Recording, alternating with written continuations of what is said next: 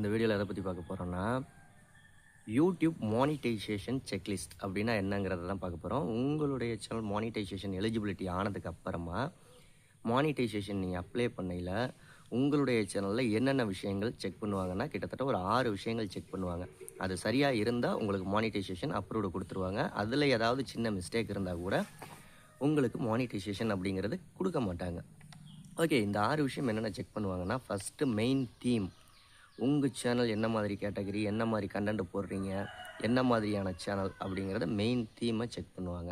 2வது விஷயம் most viewed videos, அதாவது அதிக வியூஸ் போன வீடியோவை செக் பண்ணுவாங்க. எந்தெந்த வீடியோலாம் அதிக வியூஸ் போயிருக்கோ அது. 3வது வாட்ச் டைம், எந்தெந்த வீடியோலலாம் அதிக வாட்ச் டைம் வந்திருக்கோ அதை செக் பண்ணுவாங்க. 4வது மெட்டடேட்டா, சேனலோட மெட்டடேட்டா அப்படிங்கிறது தம்ப்நெயில், டைட்டில், டிஸ்கிரிப்ஷன் எல்லா வீடியோலையும் இந்த 3ஐயும் செக் பண்ணுவாங்க. 5வது விஷயம் என்னென்னா அபவுட் செக்ஷன், உங்களுடைய சேனலோட அபவுட் பேஜை செக் பண்ணுவாங்க. அபவுட் பேஜ் எம்டியாக இருந்தால் கூட மானிட்டைசேஷன் கிடைக்காது. அதனால் உங்கள் சேனலை பற்றி என்னென்ன விஷயங்கள் சொல்லியிருக்கீங்களோ அந்த மாதிரியான விஷயங்களை நீங்கள் அபவுட் பேஜை செக் பண்ணுவாங்க.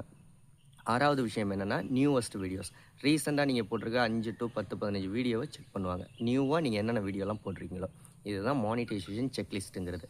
இந்த 6 விஷயங்களை நீங்கள் தெளிவாக செக் பண்ணிவிட்டு அதுக்கப்புறமா மானிட்டைசேஷனுக்கு அப்ளை பண்ணிங்கன்னா உடனே மானிட்டைசேஷன் கிடச்சிடும்.